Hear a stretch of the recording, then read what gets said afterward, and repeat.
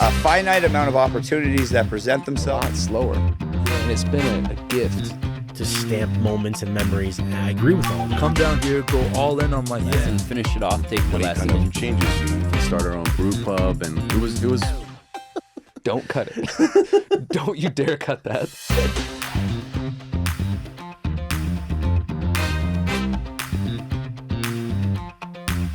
You ever meet someone and think, yeah, that dude's definitely been through some shit? That's Collin Mayne. He's missing a part of his skull, literally. He fought in MMA, caught a criminal record, got banned from bars across Canada, and somehow still built a multiple seven-figure business in fitness, e-commerce, and legal marketing. This episode's not about playing it safe. It's about trusting your instincts, taking hits, and turning chaos into cash flow. Let's get into this. Collin, brother, welcome to the show. Thank you very much for having me there, man. You know, we met at the Parceros event, great event, 120 people, and we met in line, went to get some drinks. Oh, yeah, that is where I met you. Yeah. And I'm like, you know what? This guy looks interesting. I got to talk to him more. And you've done quite a bit of stuff in your life, man. You had an exciting life. Yeah, I suppose so. Yeah. To me, it's just my life, I guess, but... Yeah, well, you know, the shocking thing is you're missing a part of your skull. I think we should lead with that. Yeah, if you want to. Yeah. Yeah, I guess, yeah, when I was a kid, I was like 6.5 years old, and I was playing road hockey in Canada, and then I shot a ball under the moving truck. We were moving that day, I remember. And then I went under the big like semi truck, Atlas Van Lines truck, to get the ball. And then when I was coming out, two kids, they were like teenagers, they were riding their bikes by, and the handlebars like clipped my skull and ripped my skull out, fractured my skull, and then they rushed me to the hospital. I had to get a portion of my skull removed, and then it took me like 3 years to recover probably. So I had to like learn to use my motor skills again, learn to read and write. I remember I had to wear this orange like 1990s like skateboarding type helmet, if you can picture those. And I had to wear it 24/7. Holy fuck. Because I didn't have a portion of my skull, so I had to wait till like the calcium calcified. Yeah. And the cartilage calcified. I think that's right. So I had to like allow it like years to recover. So I had to protect it because I had a soft spot. So I had to wear this orange, or maybe it was like, I think it was orange. Yeah.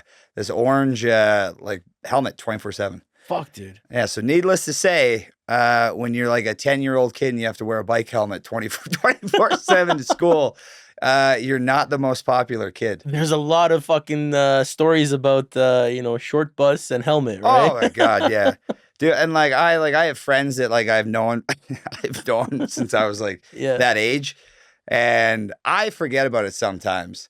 And then like we'll be out at a party or something, and I'll say something like, "Yeah, you wore a fucking helmet for like when you're a kid," and then everybody's like, "What?" And then I forget, and I'm like, "Yeah, I did." Yeah, they still make fun of me, but no, it builds character. It allows you to develop a personality. Oh yeah, fuck yeah. Yeah, you're not the popular kid, that's for sure. Yeah, it's kind of like a boy named Sue or Johnny Cash, right? Yeah. Yeah, I had to. And then like with it kind of came some learning disabilities and stuff. So I had to do a lot of catch up because it was. Yeah, I failed grade 9. I failed grade 7. I had to learn to like read and write and stuff like that again. So each year I was like having to do some more extra summer school to try to catch up to stay in the same grade with my friends and stuff. Yeah. But yeah, it is what it is. Is there a metal plate or it just grew back, or how does that like that? It doesn't grow back. No, it's just a soft spot. So if I remember correctly, they could have put a plate in. Yeah. But it would have like maybe messed up with like some personality traits and stuff like that. Huh. Or I can't remember what the reasoning was, but my parents decided not to put a plate in. Mm-hmm. I think it was that my skull was still growing. That's what it was, I think. And now is it there? Is it covered? No, it's still a soft spot. So you can I poke was your told brain. like you can, if you give me a fucking solid poke, I'll die instantly. No, it's pretty tough. Like when I fought in MMA, I remember getting like elbowed in and stuff. I remember when I got like elbowed, I was like, oh. I was like, all right, I'm still alive, still functioning. And like I remember I got like elbowed like boom, like right in it. And I remember I wasn't even worried about getting elbowed. I was just like, what's going to happen? Yeah. And like, I don't know, everything was fine. Survived. Yeah, but I was told when I became an adult, if I wanted to get a plate put in, I could. Yeah. I don't know. Everything's fine. Yeah. And you stopped the MMA, so now you're like, do I really need it? Actually, I got into the MMA and didn't even think about it. Because like I was from a small town, I was like always fighting. There's the town that I'm from. It's called Cold Lake, Alberta. It's a very small town. At the time I grew up, there's maybe only like 4,000 people. Yeah. And there's the biggest Air Force base in Canada is there. And then there's massive oil refineries all around it. And then it's surrounded by 3 or 4 native reserves that there's no alcohol. You're not allowed, they're dry reserves. Yeah. So everybody from the military, oil field workers, all the natives, they have to come into one bar. And it's called Legends Western Bar. And, or Legends Western Saloon. No, Legends Western Bar. And needless to say, you can set your watch that at 2 a.m. when liquor sales end, there'll be like 60 fights outside. Oh, yeah. There's like 10 cop cars waiting out there just to break up fights. So I was always scrapping. There wasn't much to do in the small town. So yeah, I wasn't really worried. I never really had any issues. And then ran into some trouble with the law. And I decided that maybe I'll just get into MMA. It'll be better for me. A better way to put that energy. Yeah. But yeah, that was the story of my skull. And So, you fought for how long? How long did you fight for? like 4 years. My first fight, I turned 18 on September 11th, and I fought September 15th, just when I was able to sign the contract. Amazing. Yeah. And then I did it till I was like 22. Yeah. And then I was mentioning earlier that a friend of mine, his name's Tim Hague, fought in the UFC.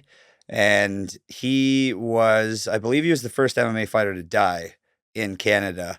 But he didn't die in an MMA fight. He had an MMA fight, and then he got knocked out. And then like a week later, or a very quick turnaround after, he took a boxing fight. Yeah. And from what I understand, it was 2 different athletic commissions, so they allowed it, or they didn't know. They didn't know. They just cleared him. Yeah. So they just cleared him.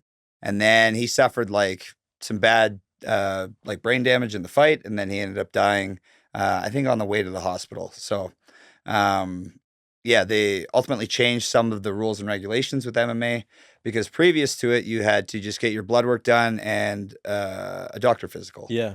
And then the doctor physical, they didn't check my head, and I never told them anything. Yeah. They just like check you out to see if you're physically fit. Yeah. And then I got my blood work done. It was all good.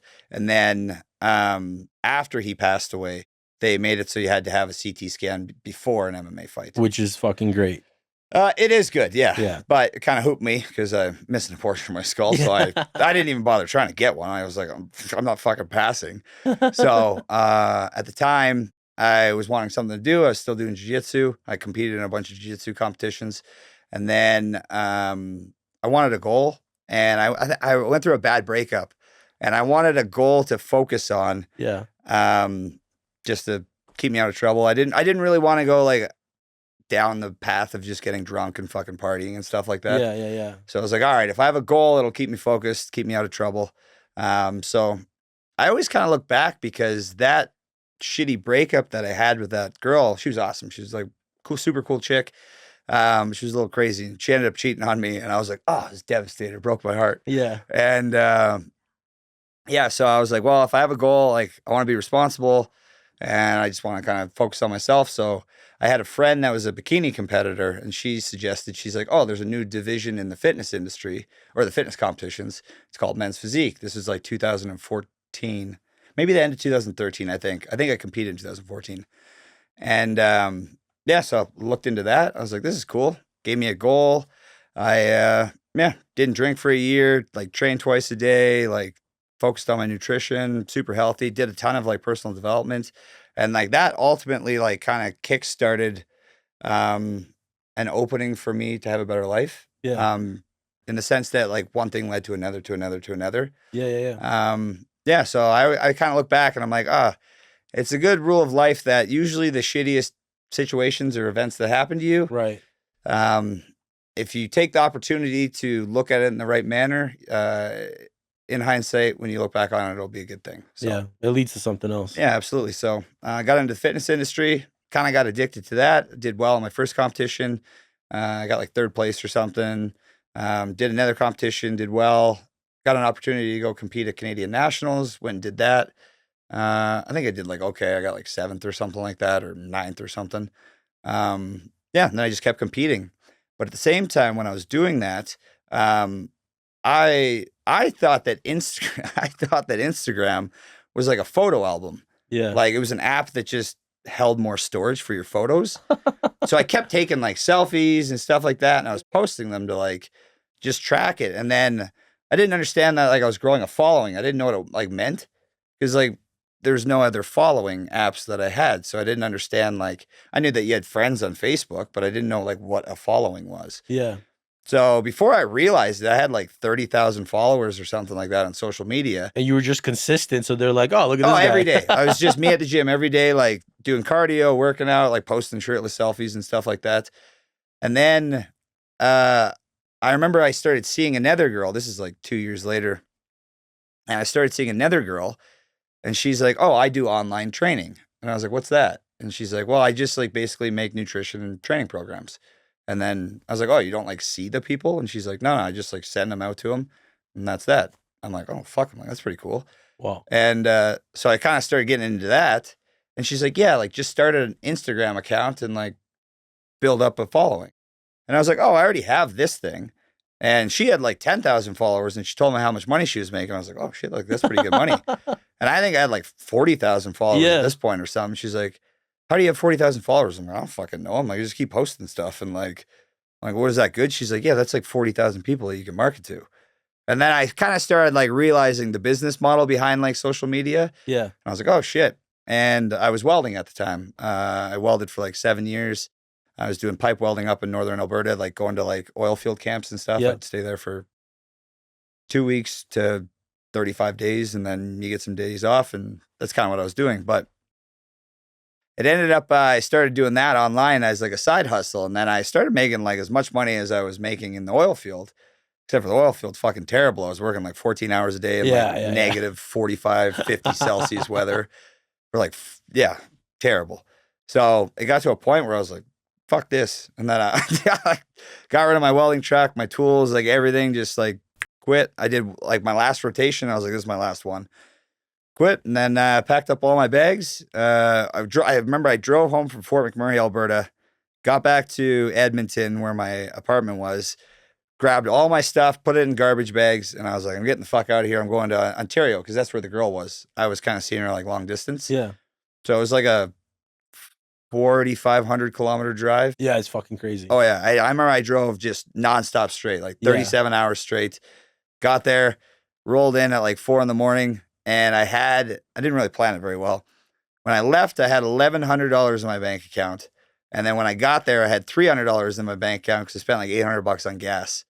So I remember I got there, and I was like, all right, well, fuck, I'm here now with her. I'm like, I got no fucking money, and I didn't really plan it very well. And I was like, fuck, I guess I better make something work with this, like Instagram shit, this online personal training thing. Yeah. And then luckily she kind of had like the business model like laid out for me. She's like, I'll show you how to like create the programs and blah, blah, blah, stuff like that. So yeah, I did really well with that. And then, that's kind of how I got into my first online business.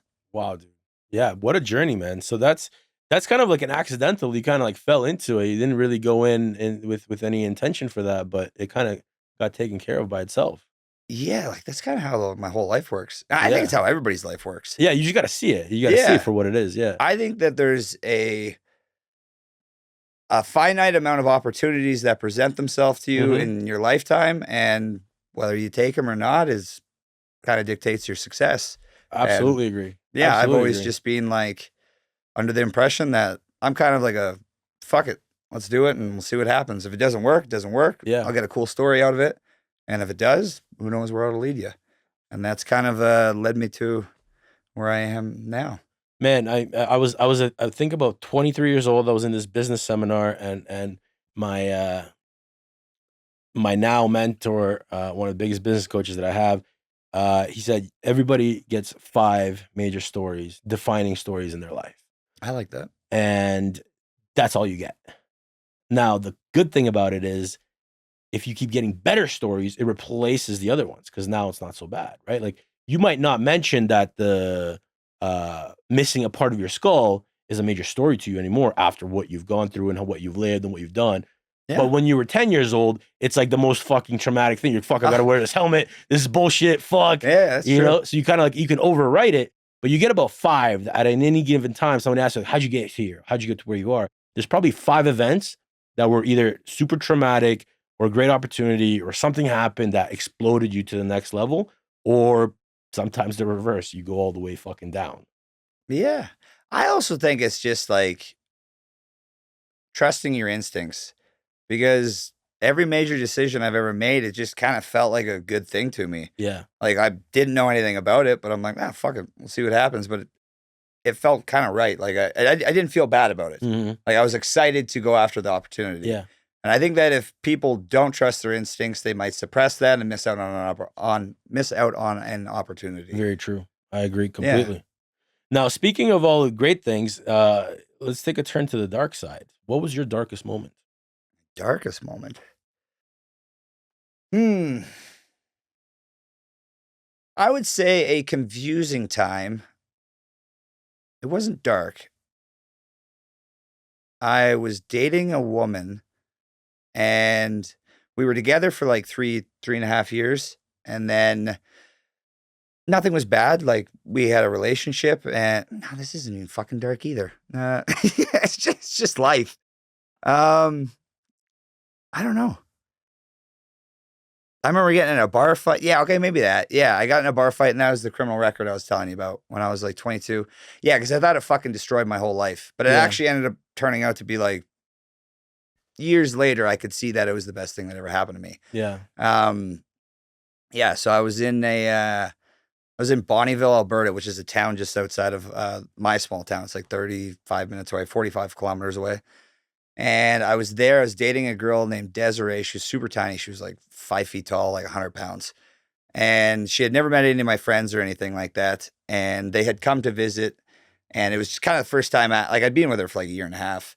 And it was the first time that they're all going to meet her. And we were at this bar. And I had been there like causing some trouble and stuff like that on weekends previously for like years. Because it's like the rival town beside ours. So I was always there causing trouble. But I went in there. And I was being good this time. And I had my girlfriend Des beside me, and my buddy Lance was beside her. And I was standing there holding 2 drinks, and 2 guys started fighting in front of us. They had nothing to do with me. There was just 2 random guys rolling around on the ground fighting. So I was standing there holding my drinks, and I was just watching them. And they were probably like 6-7 feet ahead of me. And out of nowhere, I just went like flying. And I fucking fell into Des, knocked her over, threw my drinks everywhere. And then she fell into Lance, my buddy. But when she fell, she put her arm behind her, like to catch herself or brace herself, and she ended up breaking her arm. Fuck. And or fucking her arm up real bad. And she, like, I got up and I was like, oh my God, like, are you okay? Like, I picked her up and I was checking her out, and she was like, trying not to cry. And I'm like, what the fuck was that? And I like turned around, and there was a bouncer in front of me. And I was like, hey, I'm like, who pushed me? And he's like, I did. And I'm like, oh, you pushed me? He's like, yeah. I'm like, why the fuck did you push me? And he's like, you're out of there. And he was trying to kick me out. The story is he thought I was going to jump into the fight. So like he shoved me, I went flying. So as he was trying to grab me, I was trying to get my girlfriend, who was like crying at this point. And as he was like pulling me back, I like just turned around. I just like hit him like 5 times, and he just fell. He got knocked out. That was it. Turned back around, grabbed Des, walked around and left the bar. That was it. And then that was on a Saturday night. And then on Monday morning, I remember I got a knock on my door from the RCMP. Fuck. And they're like, are you Collin Mayne? I was like, yeah. And they're like, you're under arrest. Handcuffed me, drove me from Cold Lake back to Bonnyville to process me in Bonnyville. And I'm like, fuck, this is just a fucking bar fight. And yeah, so they processed me. Anyways, whole thing went through court, like took like 2 years to go through. They got me with like an assault causing bodily harm and grievance charge. Yeah, and that's what they were charging me for. And the whole process took like a couple of years to go through. It was a huge fucking pain in the ass. And then when I finally got sentenced, I remember I was driving from Cold Lake to Bonnyville to go to the courthouse where I was doing my sentencing or whatever. I was going to figure out what happened. And I had hired like this rock star lawyer. Her name was Kathleen Williams. Yeah. And I had a couple other buddies that had a lot more severe like assault charges where they fucked up a dude like real bad. And she had gotten them off like scot-free. So I got in contact with her because I went to school with her niece. Yeah. And her niece was like, I had been telling the story to people, and she's like, you need to talk to my aunt. Like, she's like a hotshot lawyer. I was like, fuck yeah, sweet. She gave me a great deal and everything. So I hired her. And what had happened was when I hit the guy, like I broke his jaw and his orbital bone, like his eye socket. And then when he fell, he cut himself on some glass or like a chair or something like that. So, but that was it. Like I didn't hit him anymore when he was on the ground. I just hit him like 3 or 4 times, hit the ground. And when he went down, I just left. So I was like, oh, by the way, the guy was like 400 pounds. Like he wasn't jacked or anything. He was like morbidly obese and a huge dude. So in my head, I was like, oh, my defense will be that like it was self-defense. Yeah. And like, I'll just be like, this guy's fucking massive. Like I was like 175 pounds at the time or 170 or something. Yeah. So anyways, I thought that was going to be like my winning fucking case. Yeah. Anyways, we get to the courthouse and my brother's driving me. And as I'm going to the courthouse, I think I pulled out my old flip phone. I called Kathleen to be like, hey, how does this work? Like I meet you at the courthouse, we go in and then do our thing. So I phone her and she's like, oh, hey, Collin. Like she goes, I got some bad news. And I go, what's that? She goes, I have been appointed a judge, so I can no longer like service you. I can't be your lawyer. And I was like, oh, fuck. I'm like on my way to the courthouse. I'm like, what does that mean? She goes, oh, don't worry about it. Like there's a lawyer there. His name's Vic Findelater was his name. Okay. I don't know if I should put his name out there, but anyways, I don't fucking care. So anyways, she's like, Vic Findelater I'll never forget his name. And she goes, he's going to be your lawyer. I'm like, all right, cool. Driving to the courthouse. I get there with my brother. And as soon as we walk in, I see a friend of mine who I knew he was going to law school. And I'm like, oh, Nigel. I'm like, what are you doing here, man? He's like, oh, and it was during the summer. And he goes, oh, I'm doing like a summer apprenticeship or something like that. He had to like shadow a lawyer while he was in law school or something along those lines. So we're standing in a circle, or not a circle, like a triangle, I guess. And we're talking. And he goes, what are you doing here? I'm like, well, I got myself in a little bit of trouble. And I'm telling him, and he's like fucking laughing because he's like known me since I was like a kid and stuff like that. And he's like, oh, okay. And as I'm talking to him, I look over and I'm like, I just start laughing. And I grab my brother. I go, look at this fucking guy. And it's this guy in a suit. It's like all wrinkly, this suit. He's got, his pants are too short. You can see his ankles and he's got no socks on. And I'm like laughing. And my brother goes, is he a lawyer? I go, I don't fucking know. I'm like, if he's somebody's lawyer, they're definitely going to jail though. And like, as I'm laughing, I fucking go to talk to Nigel. And I'm like, so like, what are you doing? He's like, oh, I'm working with Vic Findelater. I go, oh shit, that's my lawyer. And he goes, that's Vic Findelater. And I'm like, that fucking guy is Vic Findelater? He's like, yeah. I'm like, that's my lawyer. And he's like, yeah. I'm like, oh, fuck no. I was like, can I get rid of him? And like, my buddy's like, yeah, like you can like request different counsel.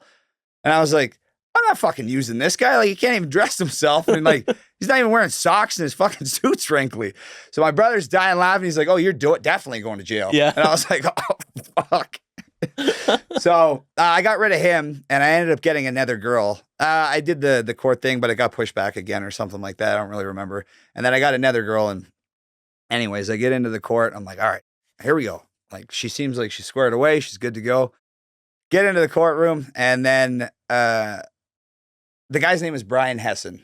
And the guy that I punched out, the security guard. And they go, Mr. Hessen, can you come up to the stand? And he fucking comes up to the stand. He lost like 200 pounds in like 2 years. And as soon as he goes up to the stand, everyone's like, because they had the video footage and he's fucking massive in it. He won over the whole fucking courtroom. Everybody's like, oh my God, you did like a 180 with your life. And like, I could feel the whole energy of like the courtroom just like, I'm like, oh, this isn't fucking good. Not that they were going to be on my side because like I was smaller and he was like a massive dude. Oh, he came in, he's like, yeah, I changed my life. And he's telling his fucking story. I'm like, oh, this isn't fucking good. So then they have the court, the film video or whatever. And the judge is like, is this you? And it's like, they have like 19 cameras in there. Yeah. You can see me give my ID and everything. Anyways, it didn't fucking go well for me. So they threw like the book at me. They gave me, I got a 2-year criminal record. Or no, sorry, I got a 5-year criminal record. 2 years conditions. I wasn't allowed in any liquor establishment in Canada. What the fuck? Yeah, 1 year I had conditions. I had to check in every Friday with the RCMP, the Royal Canadian Mounted Police. I had to pay him $10,000 in reputable damages. And I had to do community service for like 6 months. And That's the darkest moment, my man. no, that wasn't the That darkest sounds moment. fucking shit. That wasn't the darkest moment. After that, I was like, I'm fucked. Like, I Yeah. can't leave, like, I can't enter America. I can't, like, do anything. I can't travel, like, anything. So, yeah, I just fucking worked for like a year and a half. And, like, I just worked nonstop in Yeah. cold, desolate, remote Canada, fucking living in camps with like 6,000 degenerate oil field workers. Yeah. And I remember just being like super fucking sad and depressed. But looking back, I kind of found a loophole because I couldn't go out and party. So I would work 21 days straight and I would get 7 days off. And what my loophole was is that I wasn't allowed to enter into America or like Australia and like Europe or like some countries in Europe with my 5-year criminal record. But I could go into like Mexico, I could go into Jamaica, I could go into Fuck other yeah. places. So I found this website. It was called redtag.ca. And it was like they sold like last minute vacation, like all inclusive trips. So I would, the day before I left on my shift or on my days off, I would go on this website and I would find like a 5-star resort for like $1,000. Yeah. And I would just go straight to the airport and I would fly to fucking Mexico, Jamaica, Dominican Republic, Cuba. And I did that every fucking like days off. That's And I amazing. could phone to check in. Yeah. So I would phone from these resorts. I'd be like, hey, it's Collin Mayne. I'm checking in. The cops are like, where the fuck are you? Because the number would be like yeah. area or country code 57224, like some weird Yeah. long number. And I'm like, oh, I'm in Mexico. And then I think they started like figuring out what I was doing. They're like, are you going on vacations to like party? I'm like, yeah. I was like, I'm not allowed in any liquor establishments in Canada. But it taught me that I love traveling. Right. And like I got to kind of live that lifestyle. I got to travel around and like experience a bunch of different cultures. And it was really good. And then when I came back, I was like, fuck, I do not want to live in fucking Canada and be an oil field worker. So that was kind of because like I remember for like a year, I was super fucking depressed. Yeah. And I was like, this is my life. This fucking sucks. I'm not doing this for 5 years. And that was kind of my workaround. Yeah. Fucking amazing. Yeah. Everything happens for a reason. Everything happens for a reason. I can't believe that your girlfriend didn't get fucking any, sort of like she's the one that hurt herself. Oh, sorry. The way he Yeah. won his case, Yeah. I forgot to mention that, is the judge, because he was a bouncer and there was a fight happening, the judge said he was like allowed to use reasonable cause or reasonable force. Oh, fuck. And he was just like, oh, yeah. Oh, also that bouncer didn't like me because I'd been calling him like names and shit like that, like in previous weekends and stuff. So I think he saw an opportunity to shove me and I went flying and then he just got knocked out. And then I think that he pressed charges because he got knocked out. Yeah. Well, plus he like fucked up his jaw and his eyes or something. But yeah, he won the court case. They fucking threw the book at me. I remember I have a pretty successful like uncle as an attorney, but he's in Ontario. And I remember I went back there one like afterwards, like a couple years afterwards. And he goes, Collin, how did that court case turn out for you? I go, oh, it didn't fucking turn out very well. Yeah. And he's like, oh yeah, like what did they give you? And I told him, and he's like, he just started laughing. He goes, they literally gave you everything that they could. Like you could have defended yourself and you probably would have got the same thing. Yeah. I was like, oh, like that wasn't good. He's like, no, that was terrible. He's like, your lawyer wasn't very good. I was like, fuck, you should have seen the other guy. Yeah, like the guy that I had before him. Well, we don't know. We To don't know. be fair- Maybe Vic Fendelator Yeah, would I have heard fucking he got was you like- off. I heard he was pretty good, actually. I think I might have made the wrong choice, and maybe I shouldn't judge a book by its cover. That's right. That's the lesson learned there.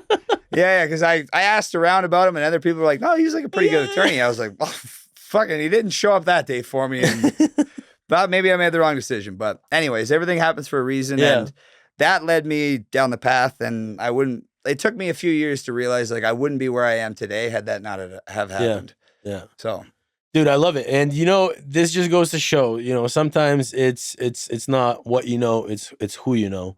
And knowing somebody might have guided us down the better path. So who's somebody in your life that's been an influence or a coach or a mentor that's impacted your life the most? Oh, I've had a few. Like I'm super big into like investing in personal growth. I'm always looking for coaches, like just friends that can mentor me, being around the right circles.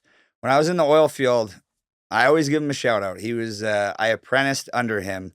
His name's Coleman Washbrook. And I say that he changed the trajectory of my life too, for sure.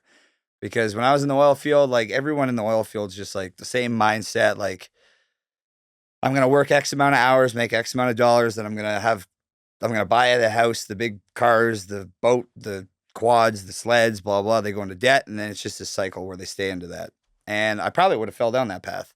But I got stuck with this guy from Saskatchewan. He was like a small town, like goofy, tall, funny guy, like super charming, like loved hanging out with him, like awesome guy.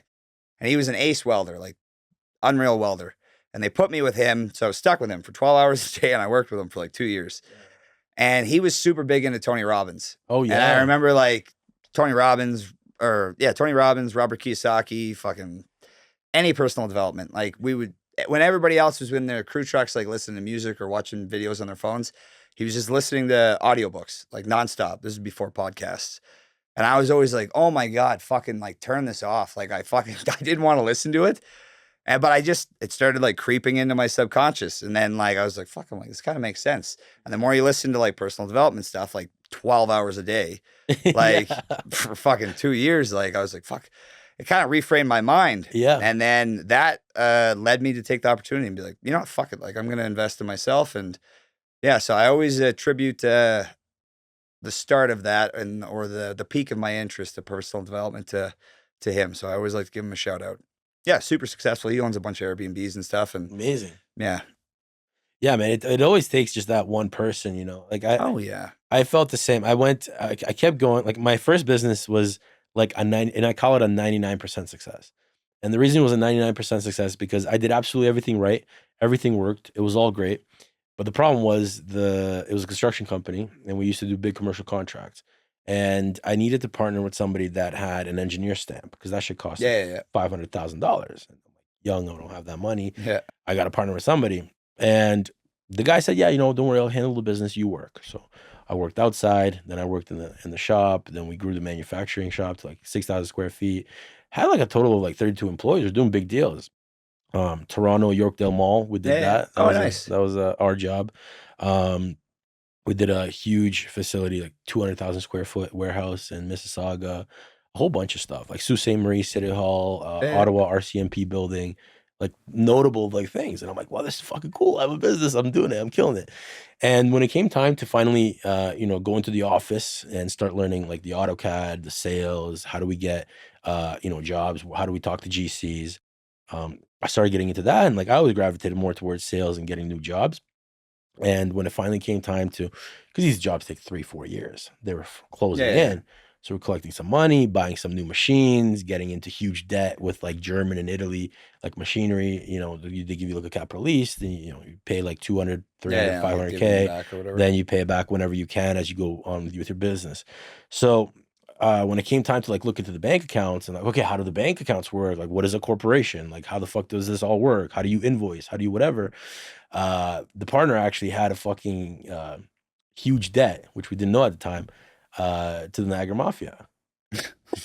Oh, good. So for the whole 4 years, all the money, and I just collect like a small salary, everything else was put back in the business. Oh, you thought I was going into like business account. He was siphoning it off to them. He was siphoning off to them, yeah. And he had like an impossible loan. I mean, when those guys give you it's like, you got to hit the lottery to pay him back. Otherwise, you're just always indebted. So it came to a point where it was like, okay, what the fuck?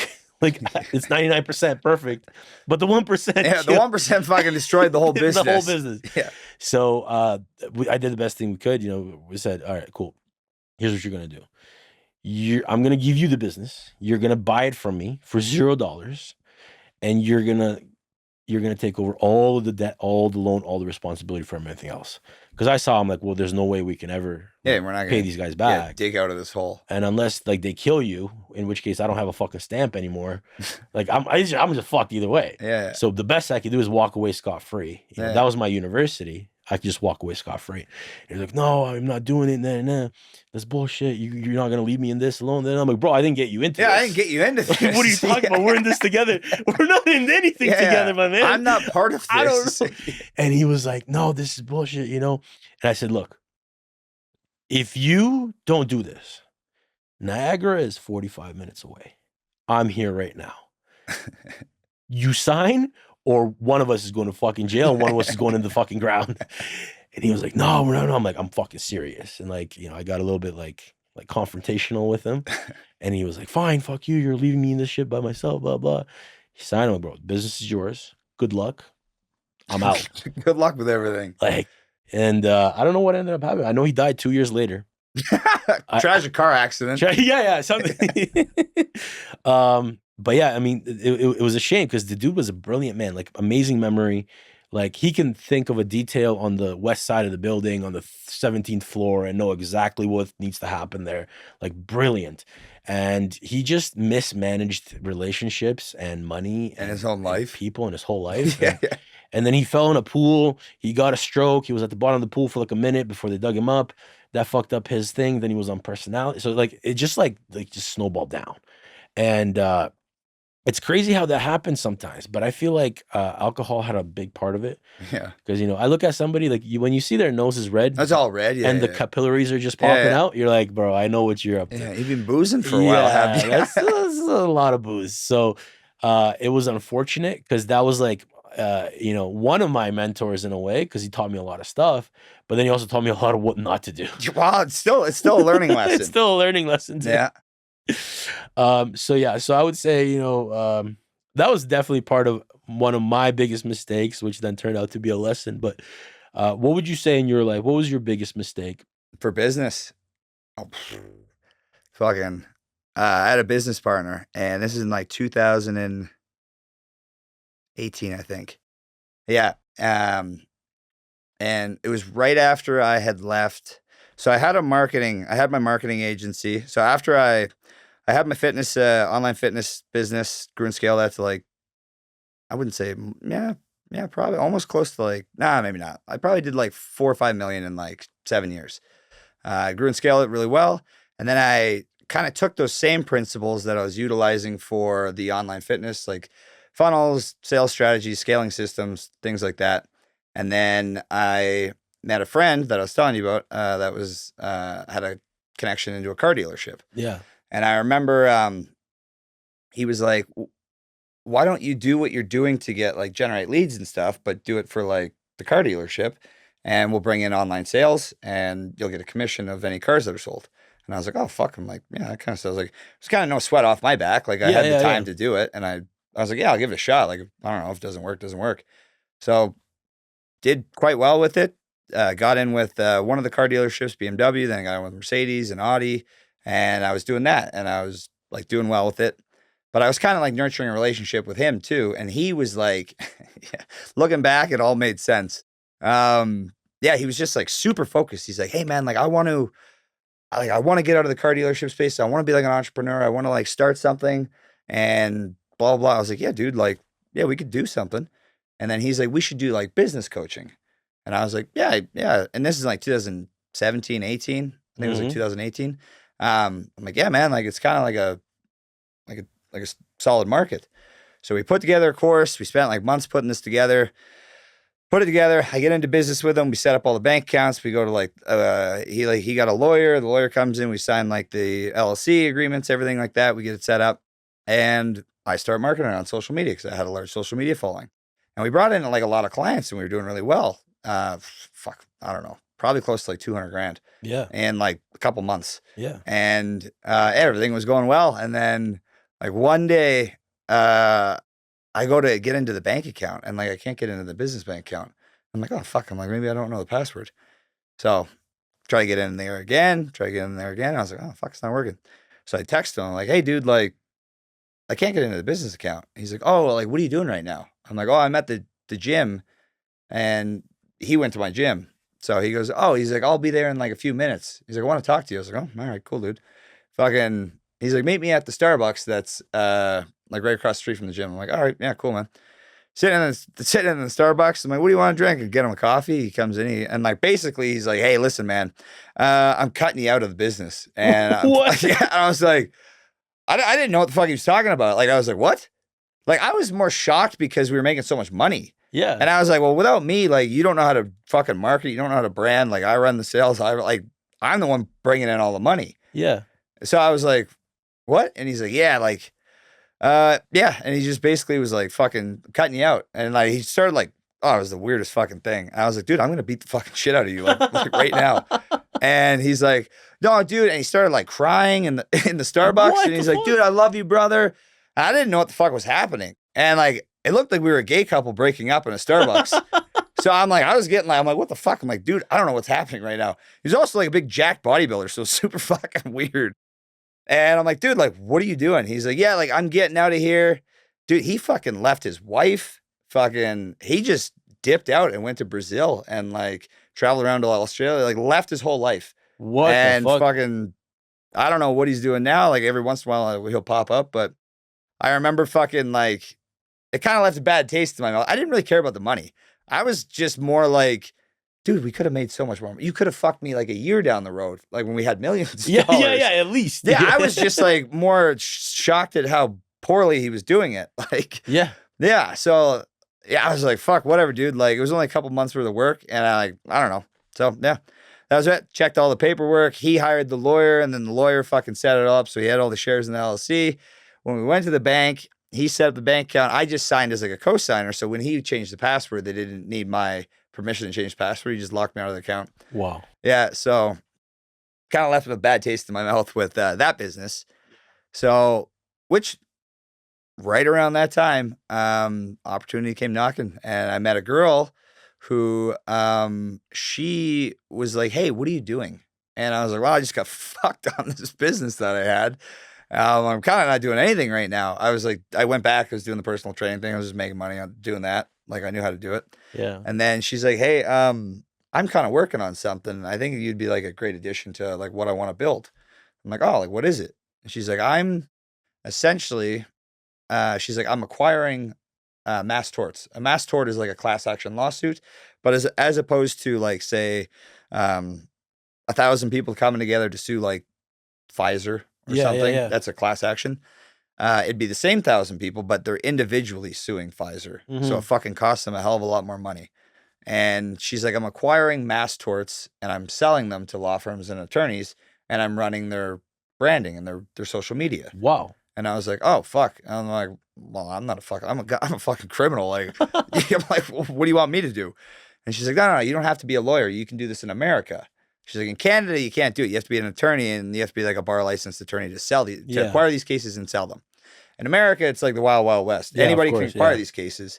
You can sell them to law firms and attorneys and just run them through like a law firm. So she's telling me this, and I was like, oh, fuck. And she's like, well, what are you doing? I was like, I don't know. Fuck, I don't know what I'm doing. And she's like, well, why don't you come down to Florida? Like, we'll do like a crash course on like this whole business model. And so she was seeing an attorney who kind of pitched it to her, and she was super like, she was dialed in, like had her shit together. And anyways, we partnered up, and yeah, we grew and scaled that company, did well over 7 figures with that company. I did that for a couple of years. I basically just went around and I networked at legal conferences. And Wow. Yeah, I remember the first one I went to. I used to be when I was in the fitness industry, I had sponsorships, and I still had them because it was easy money. I was just posting photos, making a few extra grand a month. And I was in, I went to St. Louis, Missouri with First Form, and Andy Frizella. Are you familiar with Andy Frizella? Massive podcast, super successful business guy, owns First Form supplements and like fucking bunch of other companies.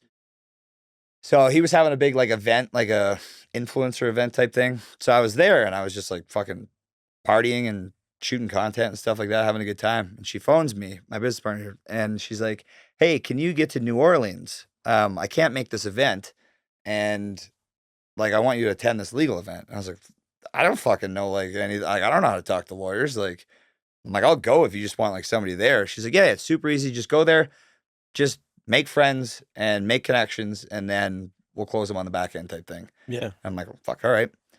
And I remember it was kind of weird because I didn't really know anything. Like I wasn't used to this treatment. She's like, you got a first class ticket. You're staying like presidential suite at the Ritz-Carlton in New Orleans.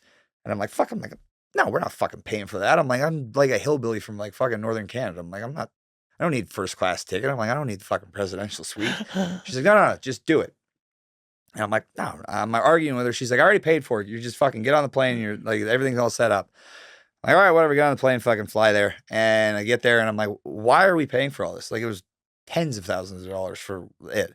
She's like, if you're going to be around these lawyers, you have to like fit in with them type thing. He's smart. Yeah. So I'm like, all right, whatever. So fucking I remember I get there. I go to this legal conference. I'm wearing dirty Wranglers and a cowboy hat and like a fucking white t-shirt. And I walk into this legal conference. Everybody just like stops and turns at me at the door.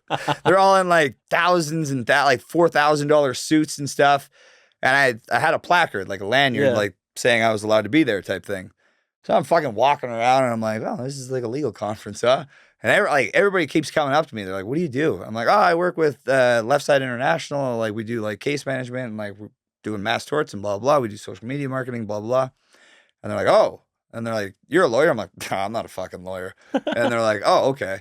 Like, you don't look like a lawyer. I'm like, it's because I'm not. Like, but looking back in hindsight, I think it worked out for me. It worked out better, yeah. Yeah, because like out. I didn't look like everybody else there. And like everybody's attention was on me. They're like, who the fuck is this guy? Yeah. And I was like, hey, Collin Mayne, like, pleasure to meet you. I was just going around talking to everybody. And her boyfriend was there, and he's like, he knows everybody in that industry. So he was just like, Collin, this is so-and-so, Collin, this is so-and-so, and just introduced me to a bunch of people. And I was like, oh, fuck, cool. And like legal conferences are like 95% strip clubs and like 5% conference. Yeah. So like, they're like, hey, we're going out for like, you go out for dinners, you spend the day at the legal conference, nobody really pays attention. They kind of just walk around the booths and stuff like that. All the business is done at the dinners and like bars or clubs or the strip clubs. And they're always in like New Orleans, Miami, LA, like all the big cities. Yeah. So you're at like 11 and fucking all the big clubs. And like Vegas or like Hakkasan and stuff. Yeah. So yeah, they're just like, yeah, just come out. So I just went out, got drunk with them, bullshit with them. I was like, what do you guys like? Do you guys need mass torts? They're like, yeah, we're looking into them. I'm like, all right, just pitching my offer. And because I got drunk with them, I was kind of creating rapport and like just partying with them. Yeah. Like they were cool. And then like started making sales and like started closing and bringing in business. And then we get them on like social media. We'd run their social media and their branding and like marketing campaigns and stuff for them. So grew and scaled that. And like, yeah, it's kind of like I always look back. I'm like, it was just an opportunity, a random opportunity. I was like, yeah, fuck it. Like, I don't know anything about this space, but see what happens. Did really well with it. Did it for like 3.5 years and then kind of sold out, got out of that. And then I got into the e-commerce space. I don't want to go on too many tangents. Yeah, but like, the e-com, I wanted to ask about that too, because that's what you're doing right now still. yeah, right? currently, yeah. Yeah. So through that space. And what year was that? I left in like 2020. Okay. Yeah, no, so I would have done it from like 2017 to 2020. Yeah, because it was like 2.5, 3 years I did it. Yeah, so when I left, we had hired on this like young girl. She was like bright-eyed, bushy-tailed, like ended up becoming like my little sister. I love her. Her name's Amy. I absolutely love her. She's like family to me. And we hired her, and then she like was dialed in. She just wanted to learn and progress and keep growing and growing. She ended up working her way up, and like now she's like the #1 sales rep in the mass tort space. Like 8 years later, killer. And so I met her, became friends with her, and she was always she was seeing this guy named Scott, and I was always like in Florida, like with her and my business partner, and like we were doing events. And he would always like FaceTime her. He was a chemical engineer in the oil field. So he'd be like up at camp and stuff. And he'd be like talking to her. I'm like, hey man, like how's it going? I'd just be like fucking being dumb in the background and stuff. So anyways, fast forward a couple years later, I get out of the legal space and I'm in Mexico. I was living there. And Amy messages me. She goes, hey Collin, like, are you in Playa? I'm like, yeah, I'm in Playa. I'm like, why? She's like, oh, I'm in Playa. I was like, no shit. I'm like, fucking, well, let's link up. I'm like, well, what are you doing right now? She's like, oh, I'm just at a cafe, like working. And I'm like, oh, cool. I'm like, what cafe? And like the cafe she said was literally like 60 feet ahead of me. So like, I like, I was texting her. I like look up, I could like see the back of her head. I'm like, oh, fuck, she's right there. Yeah. So I went up and like scared her from behind. Anyways, I'm like, hey, where's your boyfriend Scott? She's like, oh, he's out kite surfing right now, but like we'll link. He'll be back in a couple hours. We'll go out. I'm like, cool. So we go out, drinking at a bar, and I'm like, dude, what do you do? He's like, I'm getting into the e-commerce space. And I was like, oh, fuck. I'm like, dude, I've been trying to figure out e-commerce for the last like, couple of years. Like, there's so much information out there. It's just like overwhelming, and I just get confused, and fucking, I'm not seeing any success. He's like, oh yeah. He's like, I did the same thing for like a couple of years, but I've like kind of dialed in like a process and like a system now. I was like, oh, cool. I'm like, if I like pay you money, will you fucking show me how to do it? He's like, yeah, sure. So paid him some money. Showed me how to grow and scale like stores. Saw some success with it. We became super close. Like Scott's like a brother to me. He's like family now. I've been in business with him for like 5 years now. Since then. But yeah, I did really well. Grew and scale. We did like 8 figures in e-commerce. Yeah, and then we built out basically like a coaching offer because we're running our stores at a higher volume that I don't want to invest any more money. So I was like, well, what if we just, and I would constantly have people be like, hey, can you show me how to do e-commerce? So I'm like, why don't we just fucking make this blueprint and like roll out like a coaching program? So we did that. We rolled that out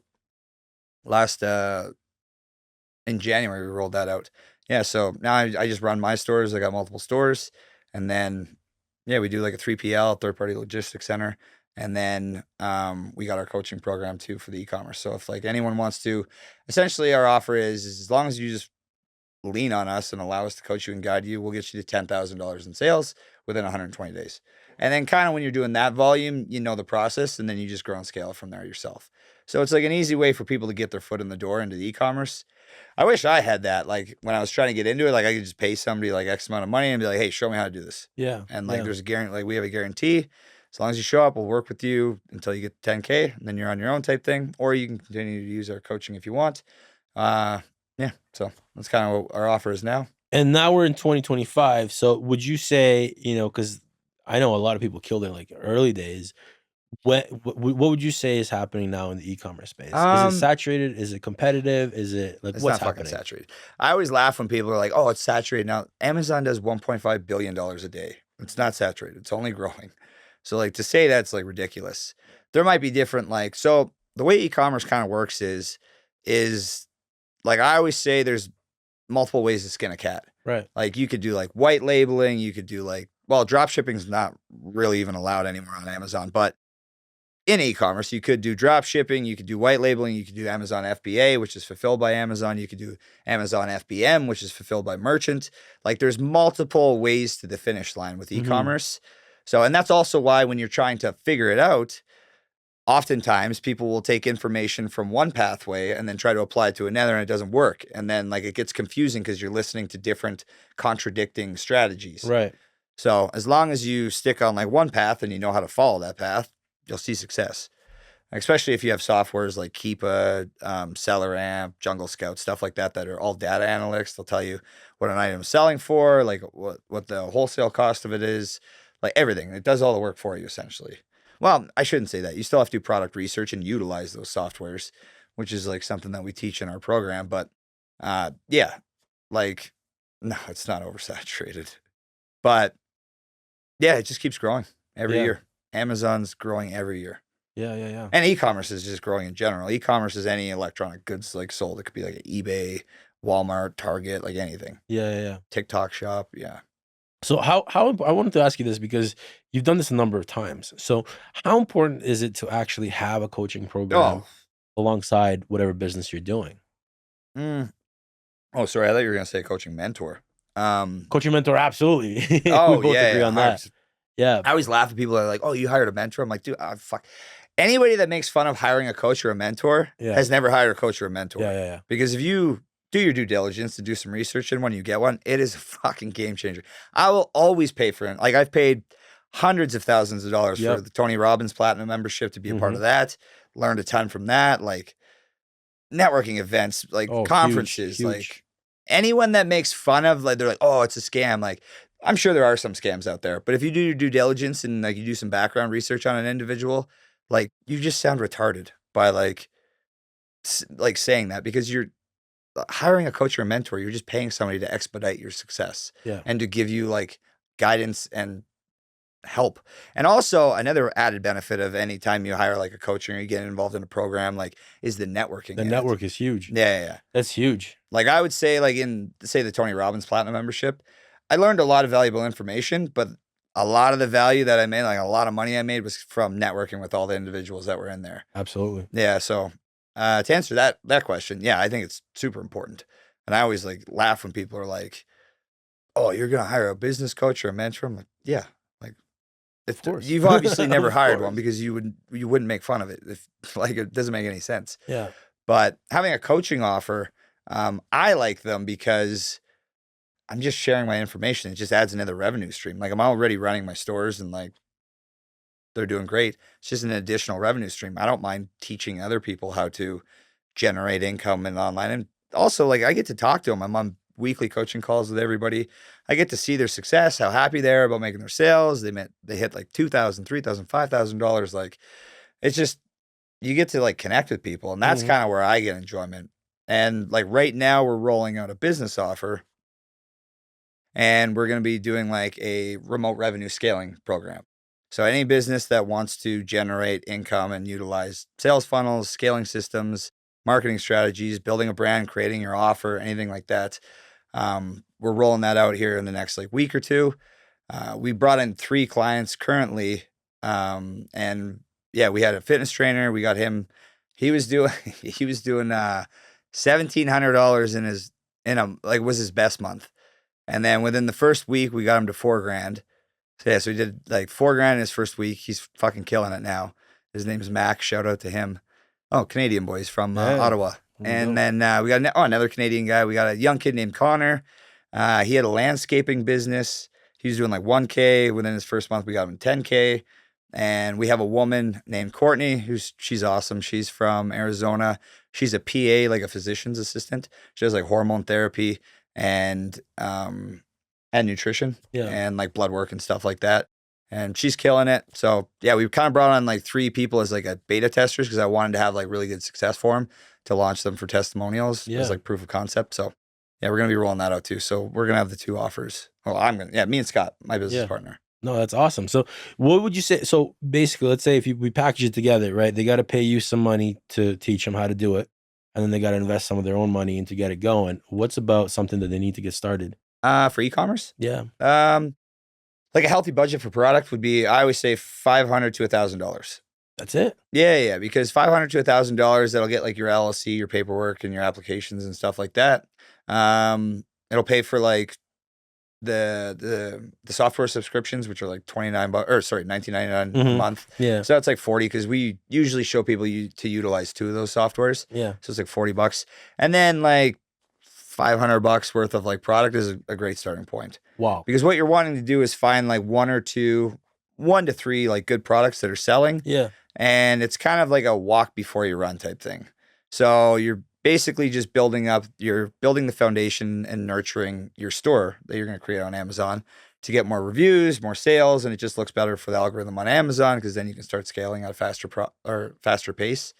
But just learning to get like 1 or 2 products that are selling well, $500 is a good budget. And then once you start selling those, you just reinvest your money back into Amazon. Pays you out bi-weekly. Take some of the profits, invest in, and then you start scaling from there, and you're learning the processes to do proper product research. And then from there, it's just a rinse and repeat type thing and just keep scaling. And then we have our e-commerce course broken up into 3 phases. Like phase 1's like kind of the unsexy part. It's like applying to Amazon, like listing products, like setting up your LLC, getting a bank account and stuff like that, which like we have videos, we walk you through every step of the process. And phase 2 is when like you get into like product research and you start buying some products, listing them on Amazon, and start making some sales, like a lower volume, like a retail arbitrage. Mm-hmm.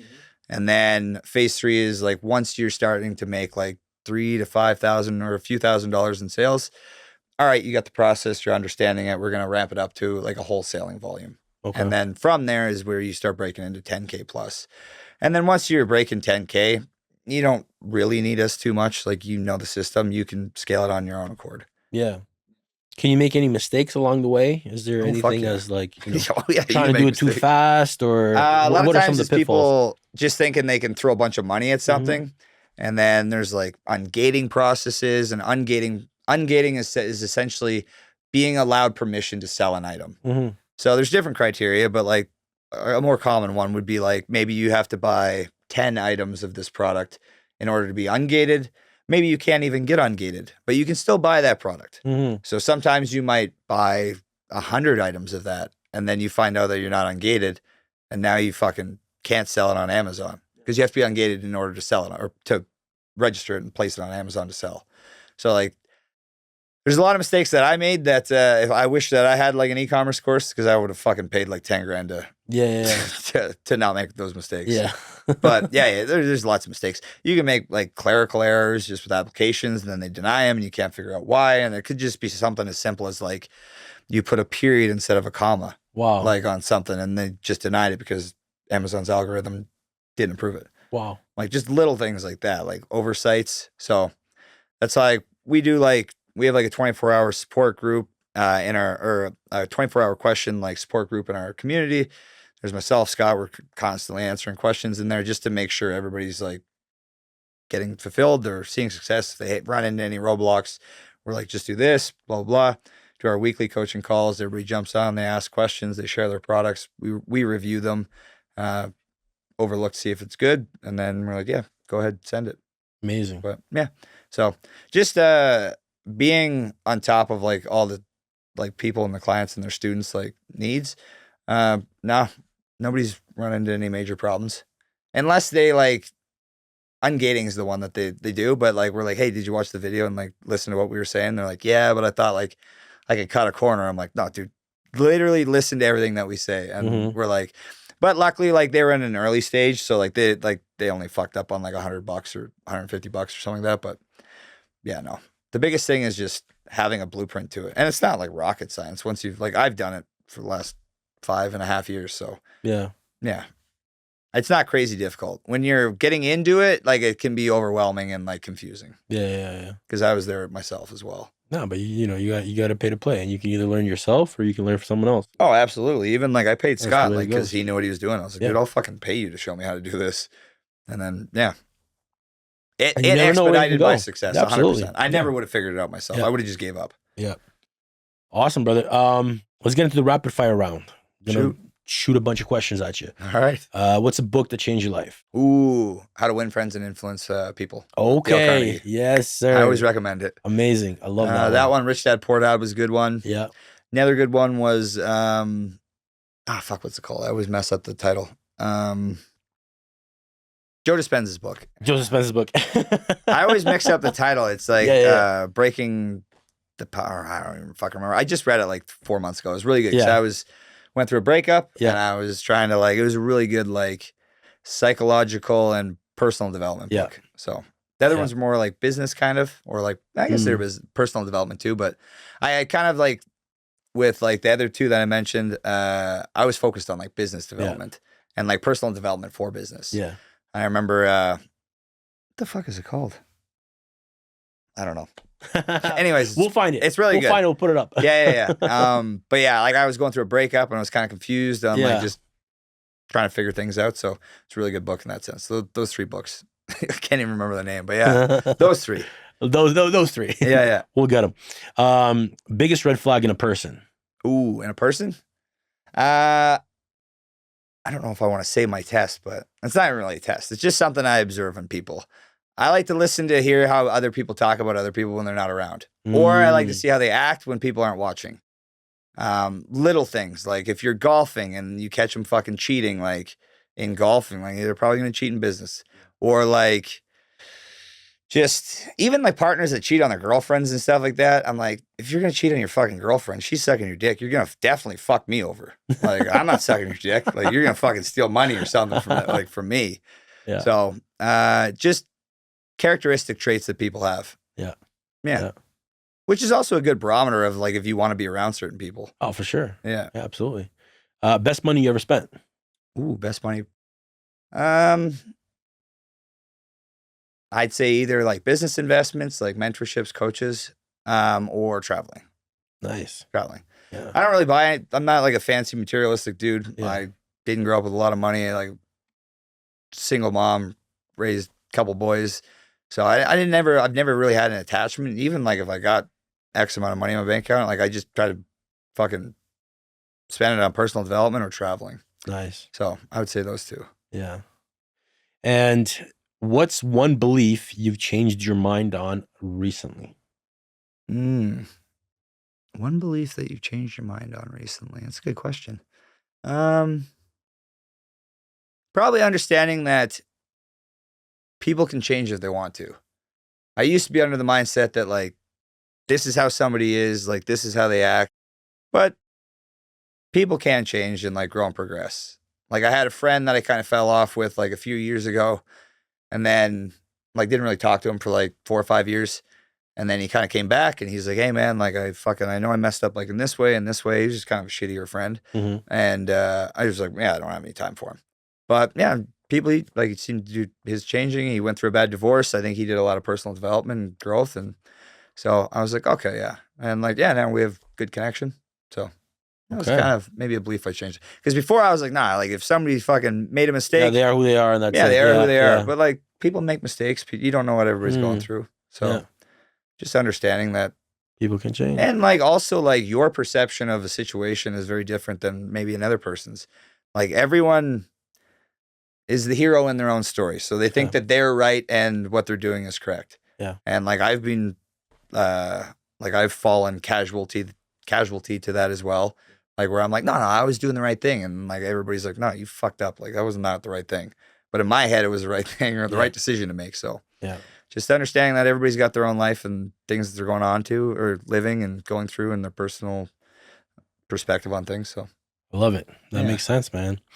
60 seconds, your message to the world, what would it be? Message to the world. Don't be a cunt. Just be a good person and have morals, character. Try to add value to other people's relationships and their lives. It'll always come back in full circle. If you're nice to other people, you treat them well, they'll treat you well. If they don't treat you well, just move on. You only have a finite amount of energy. And I always refer to it as like you have this much energy in your day or in your week or your life. If you want to focus it on like negative energy or toxic shit, like you're just wasting energy. Don't let it affect you in any way. Just keep growing, being a good person, adding value to others, and life will always come back. That's how the most opportunities have come to me is just maybe I met somebody, I was nice to them, I had a good time with them, and then 3 years later, they're like, hey, man, I got this idea, like this business opportunity, you interested in it? Boom. Changed my life. Yeah. Yeah, so I always just say don't be a cunt. Yeah. Just be a good person. Be a morally sound person with decent character, ethics. Huge. Add value to people. It'll be good. Absolutely. I love that, man. Dude, how can people get in touch with you? Where can they find you? Yeah, just on Instagram. It's Collin, Collin, and then _ Mayne, Mayne. Collin Mayne on pretty much all my handles. Awesome. Well, brother, thank you so much for coming on. Yeah, man. Dude. It was a pleasure meeting you, and thanks for having me on. Yeah, I love it, man. It was Guys, good. until next time, peace. I think I didn't even fucking realize that camera was there. I was looking at that camera the whole time. Of course, yeah. Oh, that's just going to have the side of my face looking over there. I thought that was the camera and that one was free. I didn't even notice that camera. Most people would have folded just after one of those hits. The head trauma, the court case, the betrayal. Collin didn't fold. He adapted. And that's the real lesson here. You don't need the perfect plan. You just need balls to keep moving, keep learning, and keep showing up. Whatever you've been through, use it. That's your edge. If this episode hit home, do me a favor. Share it with someone who needs to hear it.